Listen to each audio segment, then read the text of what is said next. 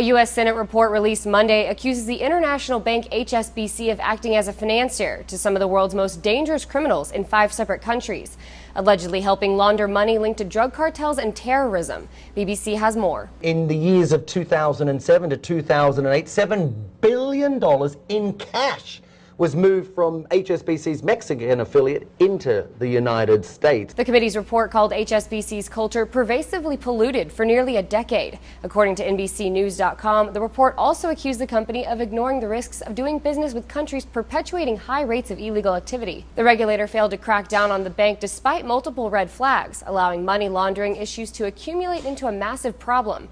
The failings and lax controls inside HSBC included an inability to properly monitor $15 billion in bulk cash transactions, inadequate staffing, and high turnover in the bank's compliance units. And a financial analyst tells Al Jazeera he's not surprised one bit. When you look closely at all the major international banks, they will run into compliance issues all over the world. The investigation reveals that with its lax controls, HSBC created a gateway for drug cartels and terrorists into the U.S. financial system.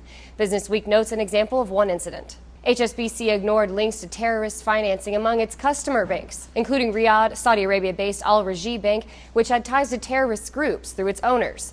Internal documents show HSBC decided to cut ties with the bank before reversing itself under pressure from Al Rajhi, which received shipments of $1 billion in cash from HSBC's U.S. operation between 2006 and 2010. But a writer for the New York Times says highlighting HSBC might not be the end of the inquiry, noting the report also went after the Office of Comptroller of the Currency, the regulators, for also ignoring warning signs. All of this raises some questions. Are regulators and therefore governments themselves complicit at best in the corruption that seems to riddle the global financial system?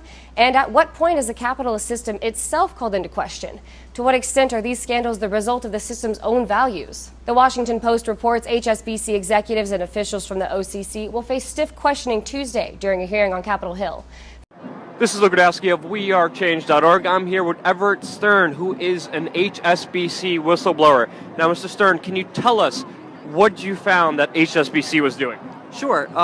What I found was criminal manipulation of the wire filter. So there are certain names that OFAC bans where certain companies and people we can't do business with, and they're listed in an actual filter.